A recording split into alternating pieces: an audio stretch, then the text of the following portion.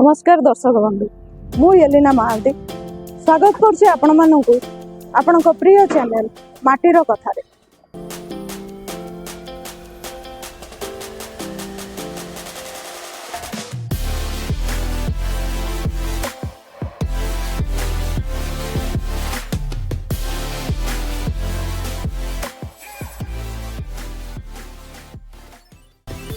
जो थिरे कि आपण मानकु ओडिशार परंपरा इतिहास आउ दर्शनीय स्थान विषय रे आपन को विभिन्न प्रकार तथ्य जणाई थाउ। तेबे एही परिप्रेक्षी रे आमे आज आसी पहुंचीचु भुवनेश्वर बरमुंडा स्थित प्रसिद्ध माँ दक्षिण काली मंदिर रे।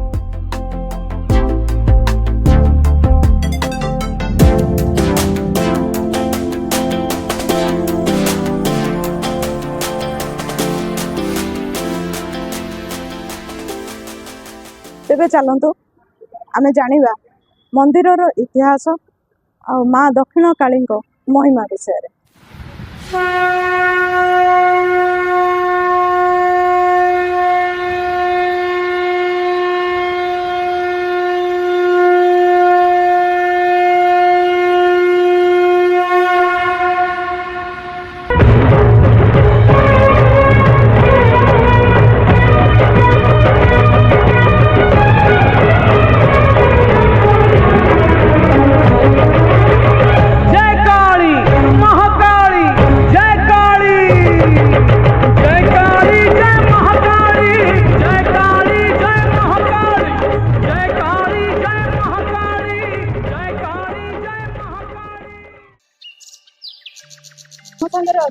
मंदिर परिचालन कमिटी संपादक सर धोबी पाठशाणी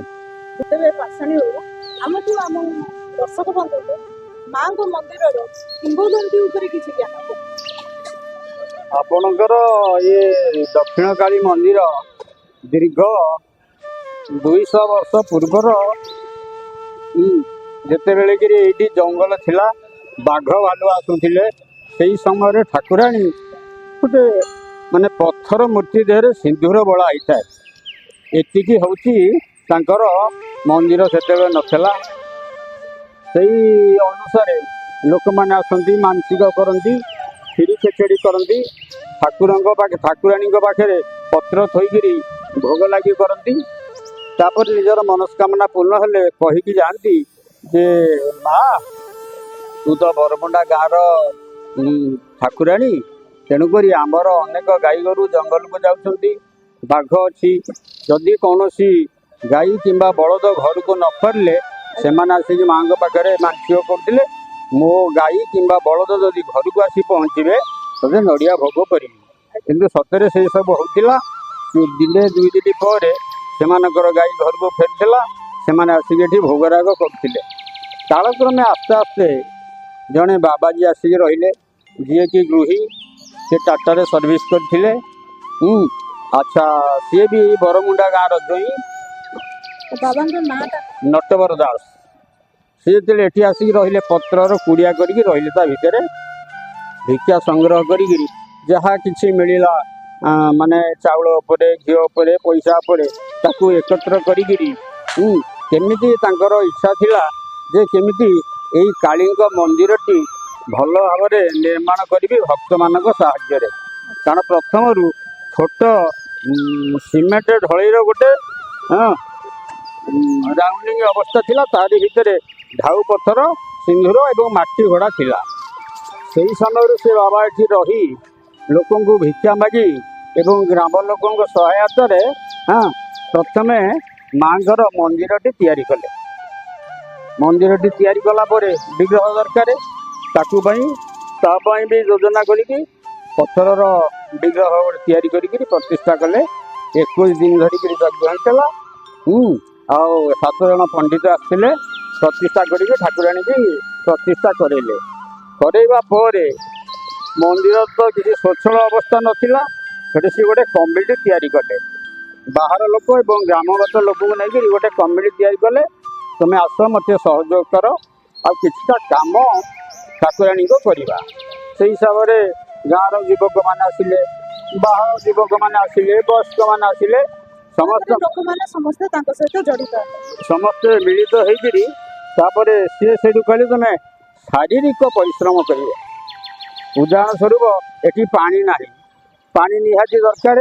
ଠାକୁରାଣୀ କି ଗାଧୋଇବା ପାଇଁ ମୁଁ ବରମୁଣ୍ଡା ବସଷ୍ଟାଣ୍ଡ ଶେଷ ଭାଗରୁ ଯାଇକିରି ପାଣି ନେଇକିରି ଆସେ, କିନ୍ତୁ ଏଠି ପାଣିର ଦରକାର।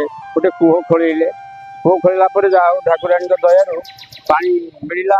ତାପରେ ଠାକୁରାଣୀଙ୍କର ଗାଧୁଆ ପାଧୁଆ ଆଉ ପୂଜା ଅର୍ଚ୍ଚନା ସବୁ କିଛି ଚାଲିଲା। ଏମିତି କିଛି ଦିନ ଚାଲିଲା ପରେ ବାବା ଟିକେ ନିଜକୁ ଅସୁସ୍ଥ ମନେ କଲେ। ଅସୁସ୍ଥ ମନେ କରିବା ପରେ ସେ ଗୋଟେ କମିଟି ଫର୍ମେସନ୍ କଲେ ଏବଂ ସେ କମିଟିଟାକୁ ସରକାରଙ୍କ ରେଜିଷ୍ଟରରେ ଭୁକ୍ତ କଲେ। ତାପରେ ମନ୍ଦିରର ଉନ୍ନତି ପାଇଁ ଖର୍ଚ୍ଚ ଦରକାର, ତେଣୁକରି କ'ଣ କେମିତି ଗୋଟେ କଲେ ଆୟ ପନ୍ଥା ବାହାରିବ, ସେଥିପାଇଁ କମିଟିମାନଙ୍କୁ ବସେଇକିରି ଆଲୋଚନା କଲେ ଯେ ଏଠି କିଛି ଅନ୍ନପ୍ରସାଦ ପ୍ରସ୍ତୁତ କରିବା ଏବଂ ସର୍ବସାଧାରଣରେ ଅଳ୍ପ ମୂଲ୍ୟରେ ବିକ୍ରି କରିବା। ତା ଦେହରୁ ଯେଉଁ ଲାଭ ଅର୍ଥ ବାହାରିବ ମନ୍ଦିରର ଡେଭଲପ୍ କାମରେ ଲଗେଇବା। ଏପରିକି ଆମମାନଙ୍କୁ କୁଲି ଭଳିଆ ଖଟେଇଛନ୍ତି ସେ। ଆମେ ବି ସ୍ୱଇଚ୍ଛାରେ ପରିଶ୍ରମ କରିଛୁ, ନିଆଁ ଖୋଳିଛୁ, ପଥର ଟେକିଛୁ। ଏଇଟା ଆପଣଙ୍କର 8 ଫୁଟିଆ ରାସ୍ତା ଥିଲା। ରାସ୍ତା କଡ଼ରେ ଟ୍ରକ୍ ବାଲା ଅନ୍ୟାନ୍ୟ ଧରନ୍ତୁ ଚିପ୍ସ କିଏ ନେଇକି ଯାଉଛି, ପଥର କିଏ ନେଇକି ଯାଉଛି, ସେମାନେ କିଛି କିଛି ପରିମାଣରେ ପକେଇ ଦେଇ ଯାଆନ୍ତି। ଆମେ 7 ଦିନରେ ଥରେ ସମସ୍ତେ ମିଶିକି ତାକୁ ଦୋଳରେ ଆଣିକି ଜମା କରିକି ରଖୁ। ଏକକାଳୀନ ଯେତେବେଳେ ହୁଏ କିଛି ଗୋଟେ ଘରଟିଏ କରିବା କି ଚାନ୍ଦିନୀଟେ କରିବା, ଏହି ପ୍ରକାର ବ୍ୟବସ୍ଥା ହେଇକିରି କିଛି ଦିନ ବାଦ ବାବା ଅସୁସ୍ଥ ହେଲେ ଏବଂ ତାଙ୍କର ଦେହାନ୍ତ ହେଇଗଲା। ସେ ଦେହାନ୍ତ ପୂର୍ବରୁ ଏଠି ବାସୁଦେବଙ୍କ ମନ୍ଦିର ପ୍ରତିଷ୍ଠା କଲେ। ଏଇଟା ଆପଣଙ୍କର ବାସୁଦେବ ମନ୍ଦିର ପ୍ରତିଷ୍ଠା କଲି, ବିଗ୍ରହ ପ୍ରତିଷ୍ଠା କଲେ। ଖଣ୍ଡପଡ଼ା ଖଳି ସାହିରୁ ଧାତୁରେ ମୂର୍ତ୍ତି ଆଣିଲେ, ଆଣିକିରି ଯାହା ହଉ ପ୍ରତିଷ୍ଠା ହେଲା, ବିଧିବିଧାନ ଅନୁସାରେ ପ୍ରତିଷ୍ଠା ହେଲା। ତାପରେ ସେ ଅସୁସ୍ଥ ହେବା ଦ୍ୱାରା ସିଧାସଳଖ ଆମମାନଙ୍କୁ ଡାକିକି କହିଲେ, ସେ କଥା ମାନେ କହିଲା ବେଳକୁ ମାନେ ବାଧୁଛି ଭାରି। ସନ୍ଧ୍ୟାବେଳେ ଆମକୁ ଡାକିଲେ, କହିଲେ ମାନେ ଆଉ ମୁଁ କାଲିକି ନଥିବି। ତେଣୁକରି ଅନୁଷ୍ଠାନ ତମମାନଙ୍କୁ ଲାଗିଲା ମାନେ କୌଣସି ଲୋଭ ଶକ୍ତି ନ ରଖି କେମିତି ଠାକୁରାଣୀଙ୍କର ଭକ୍ତମାନଙ୍କର ଲୋକମାନଙ୍କର ଉପକାର ହେବ ସେ ବିଷୟରେ ଚେଷ୍ଟିତ ରହିବ। ୟା କହିଛନ୍ତି। ତା ଦିନ ସକାଳେ ଖବର ଗଲା, ମୋ ଘର ଏଇ ବରମୁଣ୍ଡା। ଖବର ଗଲା ପରେ ଆମେ ଆସିକି ପହଞ୍ଚିଲୁ। ବାବା ଚାଲିଗଲେ। ସେ ମଲା ପୂର୍ବରୁ କହିଥିଲେ ଯେ ମୋତେ ଦାହ କରିବନି, ମୋତେ ଏଇ ବେଢ଼ା ଭିତରେ ସମାଧି ଦେବ ପୋତିକିରି। ତେଣୁକରି ଏଇ ଗୋଟା ସେତେବେଳେ ଜଙ୍ଗଲ ଥିଲା, ଗଛ ବୃକ୍ଷ ଥିଲା, ଏଇଠି ପୋତିକି ତାଙ୍କ ଶବକୁ ଏଇଠି ସମାଧି ଦିଆହେଇଛି। ତାପରେ ଯେଉଁ କମିଟିଟା ସେଇ ଫର୍ମେସନ୍ କରିଥିଲେ, ସେଇ କମିଟି 25 ଜଣ ମେମ୍ବର ଅଛନ୍ତି, ଗାଁର ଅଛନ୍ତି, ବାହାର ଅଛନ୍ତି। ସମସ୍ତଙ୍କ ସହଯୋଗରେ ବିନା ପାରିଶ୍ରମିକରେ ଅନୁଷ୍ଠାନର ସବୁ ପ୍ରକାର ଜିନିଷ ବୁଝାସୁଝା କରୁଛନ୍ତି। ଏବଂ ବର୍ଷକେ ଥରେ ସେଇ ନଟ ବାବାଙ୍କର ଜନ୍ମ ଉତ୍ସବ ବି ପାଳନ କରାଯାଉଛି ମହାରାମ ବର୍ଷକରେ। ତାପରେ କାଳୀ ପୂଜା, ବିଶ୍ୱଶାନ୍ତି ଯଜ୍ଞ, ଏ ସବୁଗୁଡ଼ିକ କମିଟି ବୁଝାସୁଝା କରିକି ସମ୍ପାଦନ କରୁଛି। ତ ତାଙ୍କଠୁ ଜାଣିବା ଆମେ ମନ୍ଦିରର ଉତ୍ସବ କେବେ ହେଉଛି ଆଉ ତାର ପୂଜା ବିଧି କେମିତି। ସାର୍, ପୂଜାର ମା ଦକ୍ଷିଣ କାଳୀଙ୍କ ଏଠି ମୁଖ୍ୟ ଉତ୍ସବ କ'ଣ? ଏଠି ଆପଣଙ୍କର ଦକ୍ଷିଣ କାଳୀଙ୍କର ମୁଖ୍ୟ ଉତ୍ସବ ହେଉଛି କାର୍ତ୍ତିକ ମାସରେ ବା ଦୀପାବଳି ଅମାବାସ୍ୟାରେ ମାଙ୍କର ଶ୍ୟାମାକାଳୀ ପୂଜା ହୁଏ। ଶ୍ୟାମାକାଳୀ ପୂଜା ଉପଲକ୍ଷେ ଦୀର୍ଘ 5 ଦିନ ଧରିକିରି ବିଶ୍ୱଶାନ୍ତି ଯଜ୍ଞ କରାଯାଏ। ଯଜ୍ଞରେ 7 ଜଣ ପଣ୍ଡିତ ଆସନ୍ତି, ମଣ୍ଡଳ ହୁଏ, ଜଳଯାତ୍ରା ହୁଏ। ତାପରେ ଅଗ୍ନି ସ୍ଥାପନ ହେଇକିରି ଆହୁତି ଆରମ୍ଭ ହୁଏ। 5 ଦିନ ଧରିକିରି ଆହୁତି ହେବା ସହିତ ଲୋକମାନଙ୍କ ପାଇଁ ପ୍ରସାଦ ସେବନର ବ୍ୟବସ୍ଥା ମନ୍ଦିର ତରଫରୁ ଥାଏ। ଦ୍ୱିପହରେ 4 ଦିନ ଦ୍ୱିପହରେ ଆପଣଙ୍କର ଅତି କମରେ 5-6 ହଜାର ଲୋକ ଅନ୍ନପ୍ରସାଦ ସେବନ କରନ୍ତି। ଏବଂ ଯେଉଁଦିନ ପୂର୍ଣ୍ଣାହୁତି ସେଦିନ ରାତିରେ 10,000 ଲୋକଙ୍କ ପାଇଁ ମନ୍ଦିର ପ୍ରସାଦ ବ୍ୟବସ୍ଥା କରିଥାଏ। ଏଇ ଯେଉଁ ସବୁ ପ୍ରସାଦ ବ୍ୟବସ୍ଥା ଥାଏ, ଅନେକ ଭକ୍ତମାନଙ୍କର ଦାନ ଉପରେ ସବୁ ପ୍ରକାର ମିଳିଥାଏ। किए चाउल देला किए डाली देला किए टंका देला किए झील देला एवं आउ किछि परिमाणर वर्षकर संचय पैसा मंदिर खर्च करी उत्सवटी महा आडंबर सहकारे पालन करे। तेबे आमे तो जानिबु जे केमिति मंदिर प्रतिष्ठा हैला केमिति पूजा विधि हुए तो हमको एतिकी तत्व दियंतु जे माँकर एते बड़ उत्सव वर्षको थरे होउची एते बड़ उत्सव होउची एथरे निहाती बहुत किछि पांठी खर्च होउथुबो तो ए खर्चटा आपण माने केमिति कोउठु अरेंज करछु? से खर्च हूँ आपणकर वर्ष सारा 2 चकिया 4 चकिया गाड़ी पूजा हेले किछिटा कलेक्शन होकर आसे एवं प्रसाद जो तैयारी होकर बिक्री करा स्वल्प मूल्य ता देहर किसी पैसा बचे दुईटा जाक जिनसर आनुमानिक 1.5 लाख टंका वर्ष को बड़े कारण ये 8 जन पूजारी अच्छा दरमा अच्छी 10,000 लेखा 7 जन सेवायत अच्छा से 6,000 टंका ये सब दे सारा पर आउ 1.5 लाख टंका वर्ष को बचे अनुष्ठान तो आपणकर 20-25 लाख टंका खर्च हुए शेष हिसाब से किंतु मंदिर फंडिंग हिसाब से मोटे 1.5 लाख टंका थाए कमिटी हाथ में से विनियोग कर सबू जिनस क्रेडिट रे आणिक अनुष्ठान काम करा जाए तारी भितर माने भक्त माने दान दियंती जहाँ फल कि सब प्रकार खर्च जाई पुणी माने 200-300 किंबा 500 को वर्ष 1000 यही प्रकार बालांस रहे। धन्यवाद आपको बहुत बहुत धन्यवाद माँकर एत बड़ उत्सव विषय पूजा विधि विषय ओडिशावासी को एत सुंदर भाव तथ्य देवा धन्यवाद।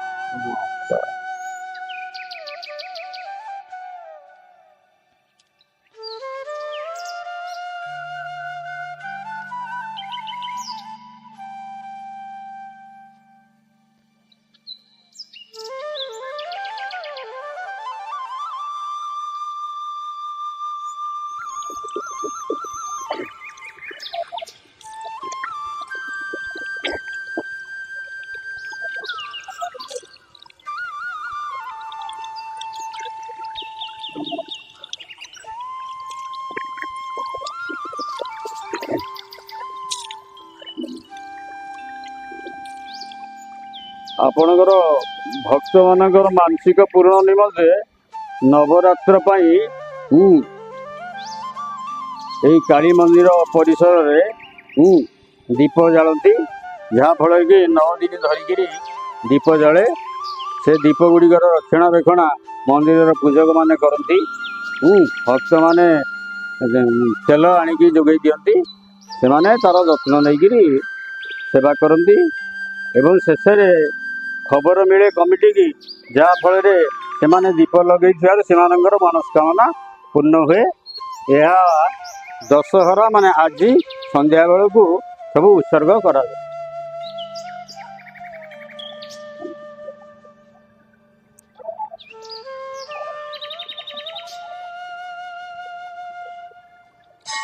ठाकुरों एवं सर्वसाधारण जो अन्न प्रसाद व्यवस्था करा जाए ये हूँ ठाकुरंकर पाकशाला।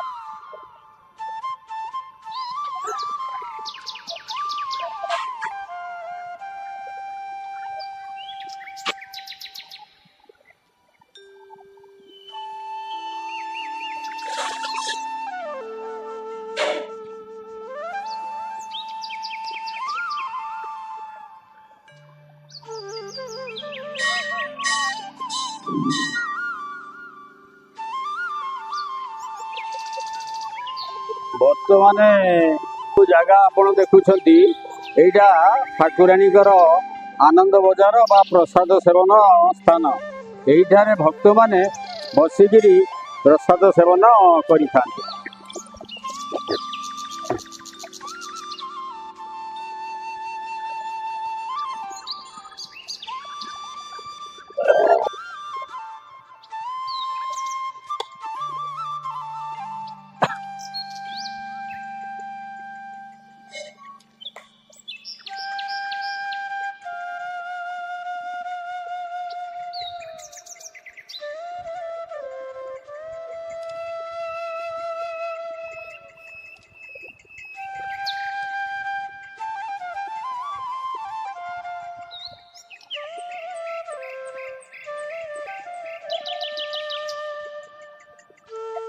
ଏହା ହେଲା ଦକ୍ଷିଣକାଳୀ ପରିଚାଳନା କମିଟିର କାର୍ଯ୍ୟାଳୟ।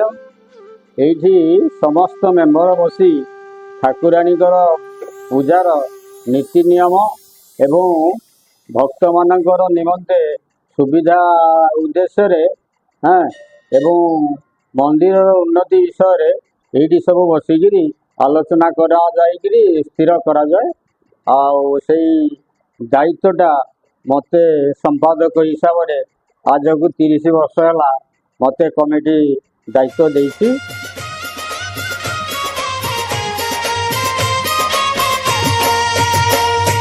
विपद भजनी माँ तू आशीष दायिनी माँ तू जगत मोहिनी माँ तू अमृत दायिनी माँ तू विपद भजनी माँ तू आशीष दायिनी माँ तू जगत मोहिनी माँ तू अमृत दायिनी माँ।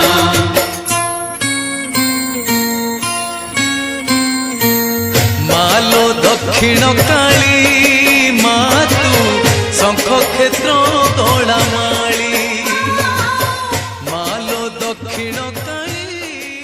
ତେଣୁ ଆସନ୍ତୁ ଜାଣିବା ଏବେ ମା ଦକ୍ଷିଣ କାଳୀଙ୍କର ସେବା ଆଉ ପୂଜା ବିଧି ବିଷୟରେ। ଏଠାକା ମନ୍ଦିରର ମୁଖ୍ୟ ପୂଜକ ତାଙ୍କଠୁ ଆମେ ମାଙ୍କର ପୂଜା ବିଧି ଆଉ ସେବା ବିଷୟରେ ଜାଣିବା। ତ ନନା ନମସ୍କାର, ଆପଣଙ୍କ ନାଁଟି? ମୋ ନାଁ ନାରାୟଣ ଦ୍ୱିବେଦୀ, କିନ୍ତୁ ମୋର ପରିଚୟ ଚଗଲା ଭାଇନା କଲେ। ଭୁବନେଶ୍ୱର ଓଡ଼ିଶା ବି ଜଣେ ମୋର ପରିଚୟ ହେଉଛି ଚଗଲା ଭାଇନା। ମୁଁ ହେଉଛି ବରମୁଣ୍ଡା ଦକ୍ଷିଣକାଳୀ ମନ୍ଦିର ମାଙ୍କର ଜଣେ ମାନେ ଦିନହୀନ ସେବକ।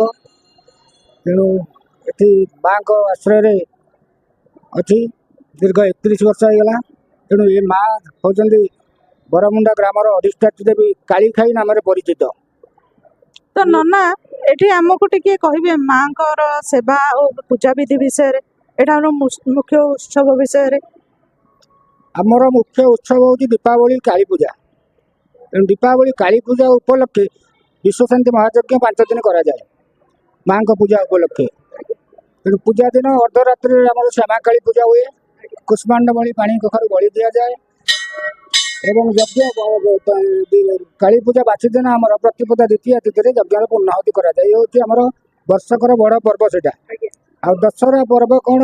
ଦଶହରା ପର୍ବରେ ଆମର ସାଧାରଣ ପର୍ବ, କାହିଁକିନା ଏଇ ଯେଉଁ ବାବା ଯିଏ ନଟବର ଦାସ ଥିଲେ ଏଠି, ସେ ଯେଉଁ ଧାରାରେ ମାଆଙ୍କୁ ପୂଜା କରିଛନ୍ତି ଆମେ ତାଙ୍କରି ଧାରାରେ ପୂଜା କରୁଛୁ। କାହିଁକିନା ଆମେ ବଢ଼େଇ ପାରୁନୁ, ଆମେ ବଢ଼େଇଲେ କିଏ କରିବ ନ କରିବ, ତେଣୁ ଆମେ ତାଙ୍କ ଧାରାରେ ପୂଜା କରୁଛୁ।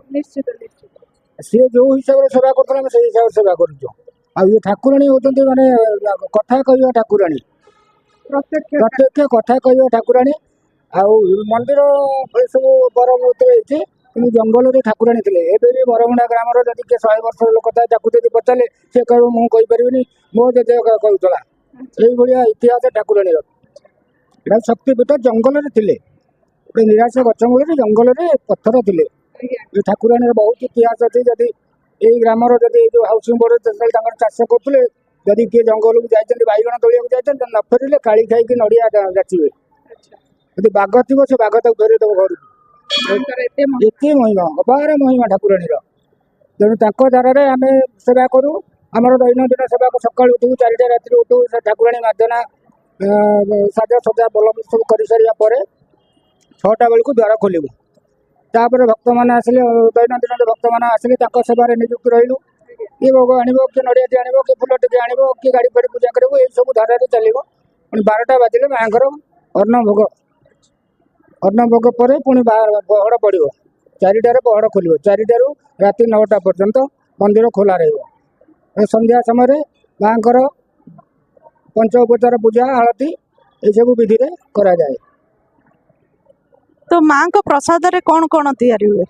ମାଙ୍କ ପ୍ରସାଦ କହିଲେ ଆମର ସେ ବାବା ଯାହା କହୁଥିଲି ମୁଁ ଆପଣଙ୍କୁ, ସେ ଗୋଟିଏ ଧାରାରେ ତାଙ୍କ ଧାରାରେ ସେ ଖେଚେଡ଼ି କରୁଥିଲେ। କାହିଁକିନା ଜଙ୍ଗଲ କେହି ନଥିଲେ, ସେ ତାଙ୍କର ଖେଚେଡ଼ି ଟିକେ କରିଦେଉଥିଲେ, ମାଆଙ୍କୁ ଦେଖେଇ ଦେଉଥିଲେ। ତାଙ୍କ ପାଖରେ କେହି ନଥିଲେ ନା, ତେଣୁ ସେ ଆମକୁ କହିଛନ୍ତି ଯେ ସେତିକି କରିବ, ଆଉ କିଛି ବଢ଼େଇବେନି।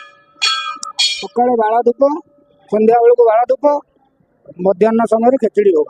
ମାଙ୍କର ମୁଖ୍ୟ ପ୍ରସାଦ ହେଉଛି ଖେଚେଡ଼ି। ଆଜ୍ଞା, ମୁଖ୍ୟ ପ୍ରସାଦ ମାଆଙ୍କର ହେଉଛି ଖେଚେଡ଼ି। ପ୍ରିୟ ମା ବାବା କରିଛନ୍ତି, ବାବା ତ ଖେଚେଡ଼ି କରିଛନ୍ତି, କିନ୍ତୁ ତାଙ୍କର ମୁଢ଼ି ନଡ଼ିଆ ଆଗରୁ ଥିଲା ତାଙ୍କର। ତାପରେ କ୍ଷୀରି ଖେଚେଡ଼ି ଗ୍ରାମବାସୀ ଠାରୁ ଆଣନ୍ତି, ଆମେ ଯେଉଁ ଶୁଣିଛୁ କ୍ଷୀରି ଖେଚେଡ଼ି ମାନସିକ କରନ୍ତି। ମା ମୋର ଅମୁକ କାମଟା ହେଇଗଲେ ମୁଁ ତୋ ପାଖରେ କ୍ଷୀରି ଖେଚେଡ଼ି କରିବି। ତ ଧନ୍ୟବାଦ ନନା, ଏତେ କିଛି ତଥ୍ୟ ଆମକୁ ଦେଲେ, ଏତେ କିଛି ମାଙ୍କ ବିଷୟରେ ଆମକୁ ଜଣେଇଲେ, ଆଉ ମାଙ୍କର ପୂଜାବିଧି ବିଷୟରେ ଆମେ ବହୁତ କିଛି ଜାଣିବାକୁ ପାଇଲୁ ଆପଣଙ୍କଠୁ। ତ ବହୁତ ବହୁତ ଧନ୍ୟବାଦ। ମାଲୋ ଦକ୍ଷିଣ କାଳୀ ମା ତୁ ଶଙ୍ଖ କ୍ଷେତ୍ର ଦୋଳାମାଳି ମାଲୋ ଦକ୍ଷିଣ କାଳୀ। ତେବେ ଦର୍ଶକ ବନ୍ଧୁ, ମାଟିର କଥା ଚ୍ୟାନେଲର ଏହି ଅଧ୍ୟାୟରେ ଆପଣମାନେ ଜାଣିଲେ ଭୁବନେଶ୍ୱର ବରମୁଣ୍ଡା ସ୍ଥିତ ପ୍ରସିଦ୍ଧ ମା ଦକ୍ଷିଣ କାଳୀଙ୍କ ମନ୍ଦିରର ଇତିହାସ ଓ ମାଙ୍କର ମହିମା ବିଷୟରେ। ପୁଣି ଆଗାମୀ ଅଧ୍ୟାୟରେ ଏକ ନୂତନ ପ୍ରସିଦ୍ଧ କ୍ଷେତ୍ର ବିଷୟରେ ଆପଣ ଜାଣିବାକୁ ପାଇବେ। ତେବେ ଏଇଭଳି ଅନେକ ଭିଡ଼ିଓ ଦେଖିବା ପାଇଁ, ନୂଆ ନୂଆ ଜାଗା ବିଷୟରେ ଜାଣିବା ପାଇଁ ମାଟିର କଥା ଚ୍ୟାନେଲକୁ like, comment, share and subscribe କରିବାକୁ ଜମା ବି ଭୁଲିବେ ନାହିଁ। ତେବେ ଏଇଠି ମୁଁ ରହୁଛି, ନମସ୍କାର।